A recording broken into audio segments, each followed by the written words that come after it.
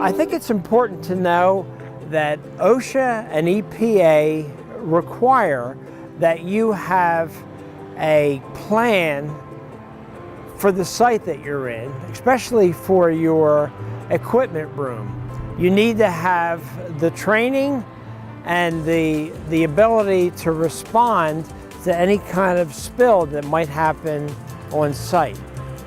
Now, having said that, I think you want to call Kleen-Rite before the EPA or OSHA call you, or worse yet, come to visit you on site, and you have to explain to them why you don't have any of this available to respond to a hazardous situation in your business. Now, let me tell you a little bit about these products and explain further why you should have them. First of all, there are different types of spill products and different types of spill kits. To start out with, there are oil-only pads. Many times these are called diapers, and they're perforated. So if you have a small spill or a pipe that's leaking, you can rip them in half and only use a small portion of the product to take care of the problem.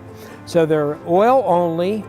There are universal, and universal would normally be blue, green, or gray charcoal.